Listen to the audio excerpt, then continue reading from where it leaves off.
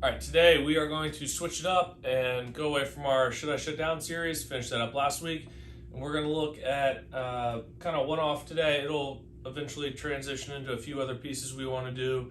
But just kind of give you guys an idea about how we address athletes in general and some of the ideas and methodologies we try to use to help the athlete improve, and which dominoes we want to knock over and that sort of thing to help the athlete in each area. So one of the concepts we use in that regard is the idea of filling a bucket. And if we look and we just broke these down into four basic buckets of strength conditioning, strength, mobility, power, and speed, and saying, okay, how well does an athlete do one or each of these things, and how can we get them better at all those things? Because realistically, our job is to help an athlete be better and be the best that they can in each of these areas. That's oversimplifying it, but that's kind of the general idea.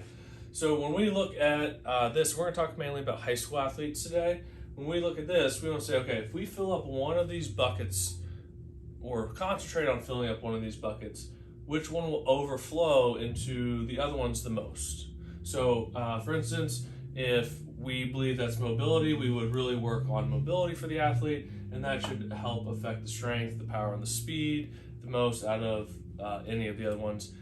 And then obviously we'd say, okay, that helped mobility, helped power and strength, for instance, a lot, but didn't help speed. So now we'll move on and we'll really work on speed.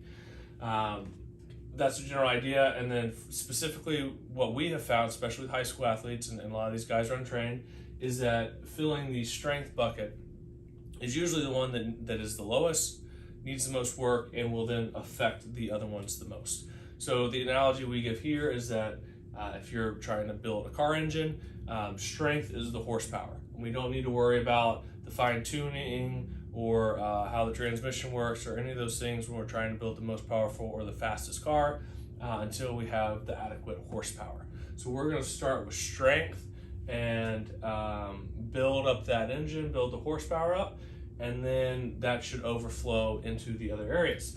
So when we look at mobility, we want strength throughout an entire range of motion or active range of motion, not just passive.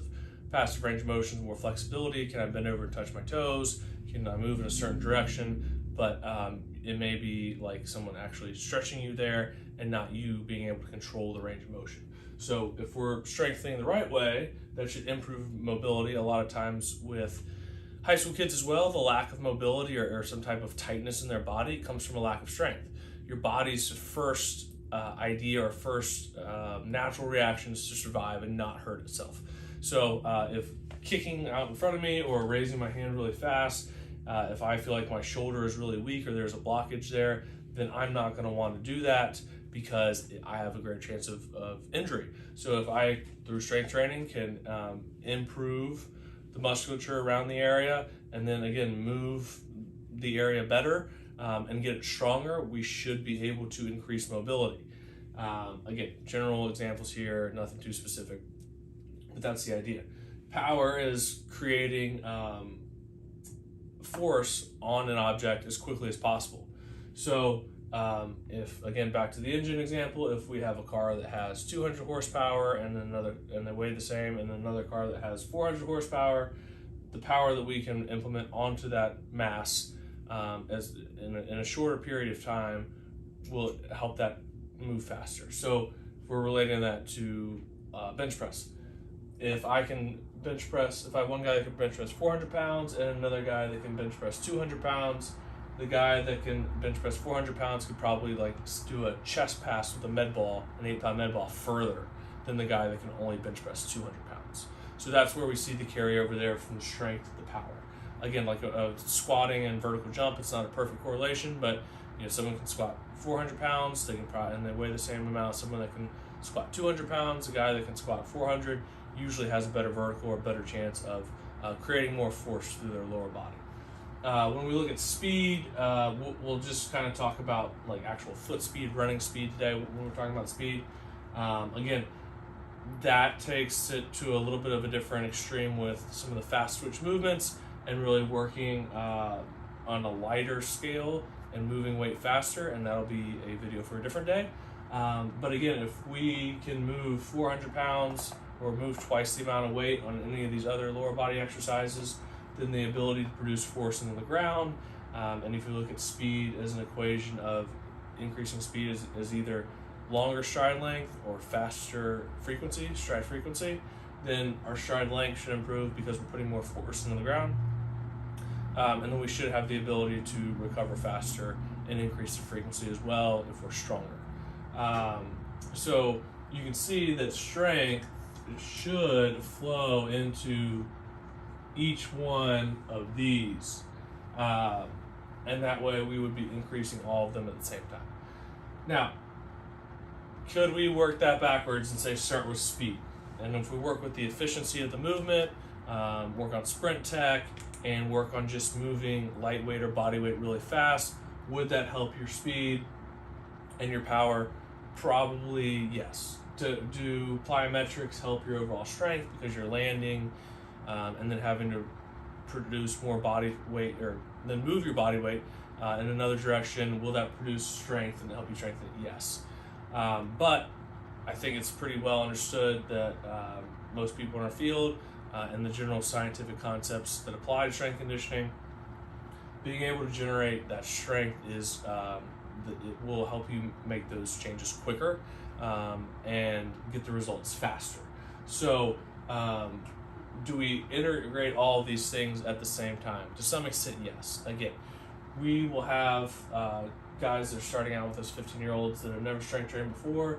Maybe 80% of their program is just working on getting stronger, but we're also going to sprinkle in some of the other things throughout to help them as well. And we're really working more on just the technique of the speed training here and not worried about top-end speed right now.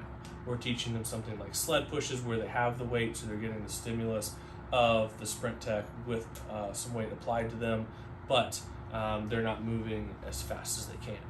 There are some other simple concepts that, like being able to hold your positions. If you watch Olympic sprinters, they are built like brick houses, huge quads, hamstrings, butt, midsections are all tree trunks. That is for a reason. They need to hold certain positions, and they need to have the strength to do that. We've had people that have had trouble with the sprint technique because they're simply not strong enough to hold these positions, so they immediately flop into a certain position, or they're not able to get full extension because they don't have the posterior chain strength to do so. So again, just another example of how strength plays into a few of these different areas.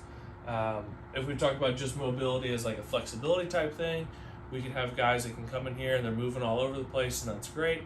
But if you don't have any type of force behind that, you're basically a house of cards. So we want guys to be able to move better, that's a huge thing that we work on and we look at is just overall movement capacity. But if they don't have the strength, then it's they're swinging a wet noodle if you're talking about baseball specifically. On the flip side, if we have an athlete that comes in, maybe it's a professional athlete, they've been playing for a few years, it's a grown man, grown woman, and they've been training for 10 or 15 years, they may have the strength needed, and that is something it's very, very high, it's a bucket that's filled, then we would look at more of these three things to say which one of those needs to be addressed the most, or is it just a combination of all three, or which bucket would overflow the most? Do they have some type of compensation pattern where we really need to work on the mobility aspect, and that'll free them up to be more powerful and be more explosive and move faster? So that's just a kind of like a general overview of how we view athletes and view strength conditioning, and look at it from, again, the idea of filling buckets. We will go into more advanced concepts with this, like the speed strength continuum, and understanding how we look at and what makes us determine where an athlete needs to spend their time as far as which bucket they need to fill in the future weeks. But right now we wanted to just address the overall picture and help you guys understand, hey, if this is you and you're maybe writing your own program or you're looking for help, understand which bucket needs to be filled, and then transition into your program into actually executing that on a daily basis.